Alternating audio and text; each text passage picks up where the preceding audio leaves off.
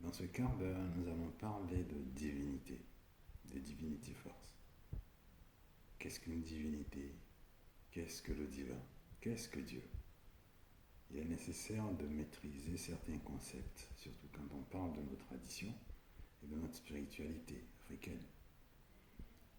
Alors, une divinité force, c'est un esprit immatériel qui est doté de force, qu'il utilise pour se manifester, soit directement par les élémentaires que sont les 4 forces de principe, l'air, l'eau, le feu et la terre, soit indirectement par le recours à une matérialisation à travers un être vivant, un homme, un animal, un végétal.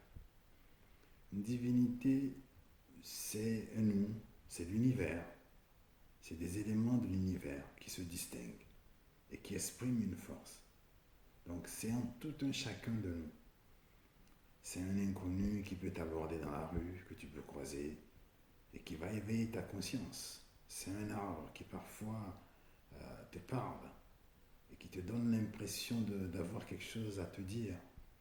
C'est un animal qui prend son envol et dans cet envol, il te parle. C'est un élément immatériel qui parle à ta conscience.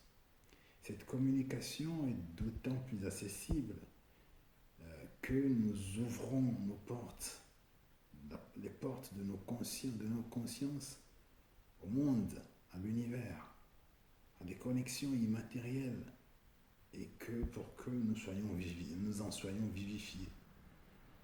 Alors la différence qu'il y a entre nous est au niveau de la conscience qu'on a du divin qui est en nous et la manière dont on utilise et on vit cette conscience. Une divinité est une force avant tout équilibrée parce que cette force œuvre pour le maintien d'un équilibre dans l'univers, pour entretenir, je dirais, la maths, l'équilibre qui fait la justice. La question qu'on devrait se poser, c'est de savoir, est-ce qu'il y a une seule divinité, comme le sous-tendent les religions, ou il y a une multitude de divinités? Si on écoute les religions, on s'enfermerait dans leur diktat, d'un Yahvé ou d'un Allah. Et dans nos traditions, par contre, on est dans une autre vision, dans une autre posture. On nous enseigne l'immensité du divin, l'immensité de la source, que d'aucuns appellent généralement Dieu. Mais Dieu existe-t-il? Ce concept de Dieu, est-ce qu'il existe? D'où est-ce qu'il vient? Alors, quand on cherche du côté de nos traditions, on comprend vite une chose, que Dieu, c'est une manière de limiter, de restreindre le divin. Et d'ailleurs, nos traditions nous disent que le divin, c'est un esprit, c'est l'esprit, c'est le tout. Et quiconque veut le définir, quiconque veut le maîtriser, le limite, le restreint à sa propre petitesse, parce que nous sommes petits face à l'univers. Et c'est ce que font les religions, cette limitation, cette restriction du divin, et qui, in fine, génère tous les malheurs, les guerres, les injustices qu'on a depuis la nuit des temps et qui viennent jusqu'à nous aujourd'hui. Nos ancêtres ont rapidement compris ce jeu. Et c'est pour cela que dans nos traditions, on parle plutôt de spiritualité. On n'a pas cette vision religieuse des choses. On parle de spiritualité. En anglais, on dit ça bonbonné. C'est ce qui relève du souffle vital, du souffle divin, du verbe. On parle d'esprit, bonbon, et qui veut dire aussi respirer. Ça veut dire que ça vit. L'esprit vit. L'esprit n'est pas morbide. Et c'est pour ça que le divin est nommé par différentes épithètes, des adjectifs qu'il qualifie, parce qu'il est indéfinissable dans sa globalité et qu'il y a autant de qualités qu'autant de phénomènes dont regorge le monde et l'univers, autant il y a de figures du divin. En B, dans la tradition B, on appelle ce divin Mao Nseon Katato. Mao, c'est le suprême. Nseon Katato, c'est celui qui est dépositaire de toutes les forces et puissances. L'être androgyne qui est dans tout et tout est en lui. Et donc chacune de ces manifestations représente ce qu'on appelle justement les divinités. Donc une divinité, c'est un florilège de forces connues par nous et d'autres sont encore inconnues. C'est celles qui nous sont révélées pour le moment, à l'instant. Donc, on parle plutôt, on dirait que la divinité, c'est une révélation, une distinction d'une des facettes du divin, d'une des forces ontologiques infinies du divin. C'est un peu aussi là où on trouvera je ferai écho avec le mot vaudou, veau qui veut dire distinction, particularité, différence, et dou qui signifie tout ensemble. Donc on a la divinité qu'on peut encore appeler le vaudou. La divinité, c'est une particularité du tout. Le vaudou, c'est une particularité du divin, du suprême, celui qui est dépositaire de toutes les forces. Et on le voit, ça se traduit même dans la façon dont nos traditions élèvent dans le domaine spirituel. Ça évite les conflits, parce qu'on n'oblige pas les gens, on ne fait pas de conversion, on n'a pas de djihad, on n'a pas de truc d'évangélisation, on ne se lève pas et on commence à aller frapper la porte des gens pour leur dire ok, on vient vous parler de Dieu. Non, parce que Dieu est en chacun et il se révèle, et en fonction de ta vision, ta vie, de tes propres expériences, tu te le révèles, parce que ça peut passer par une tierce personne, bien sûr, bien entendu, mais ça éveille quelque chose en toi. Et c'est pour ça que quand on te parle de divin dans nos traditions, quand on dit des choses aux gens et que les gens ne veulent pas écouter, on les laisse en paix. Parce qu'on se dit que son heure n'est pas encore arrivée. Il n'a pas encore vu la lumière. On ne va pas te taper sur la tête pour te l'imposer. C'est ça la liberté. C'est ça la spiritualité. C'est ça la définition même dans nos traditions. Donc le divin, c'est ce qui est au-dessus de nous, mais c'est ce qui est en même temps en nous. Et en B, on appelle ça Mao Diwe Yahweh. Celui qui nous est le soleil d'en haut et le soleil d'en bas. Il nous éclaire de sa lumière en étant le tout, en étant cette immensité. Mais il nous éclaire également à partir de nous-mêmes, de notre propre intérieur, du plus profond de nous-mêmes, du côté sombre de nous que nous ne voyons pas. Il nous éclaire en esprit. Diwe Yahweh. Et là, encore une fois, je ferai un petit exercice. Quand je dis Diwe, vous voyez, ce mot se rapproche du générique que j'ai évoqué tout à l'heure, le mot Dieu. Diwe, Dieu.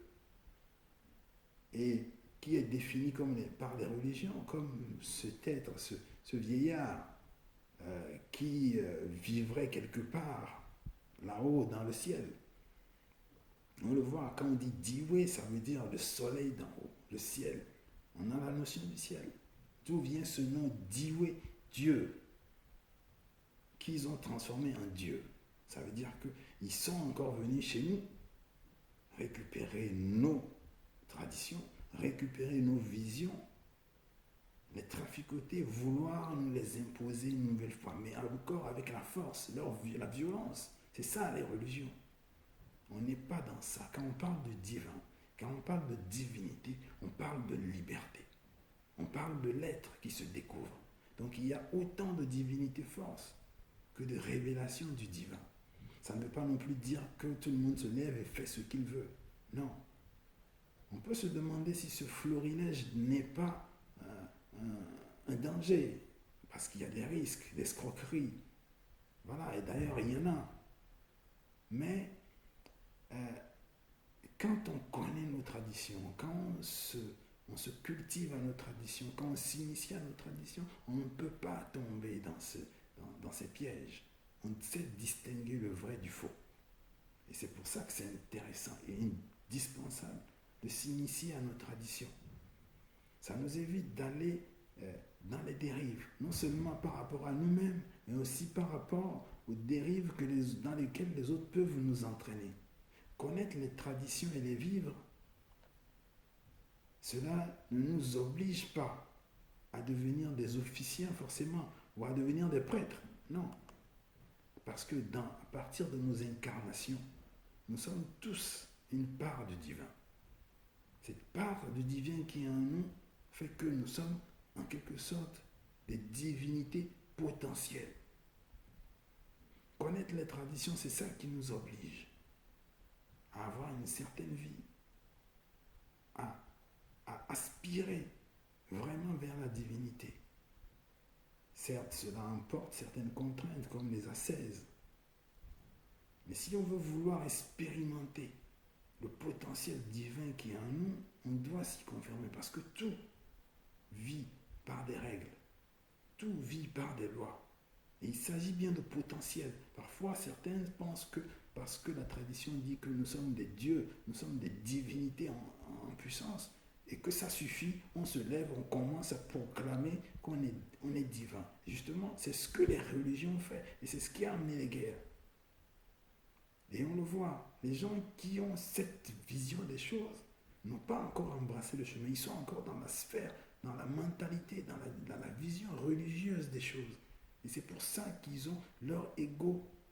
Ils parlent du divin en mentionnant leur ego, en voulant dire que ils rejettent souvent les traditions, c'est ça même la clé, ils rejettent les traditions. Or, s'ils s'étaient vraiment imprimés des traditions, ils comprendraient que cette divinisation, cette divinité, c'est un potentiel qu'on doit accomplir en suivant son chemin. Et ce chemin, ce sont les traditions qui nous le montrent.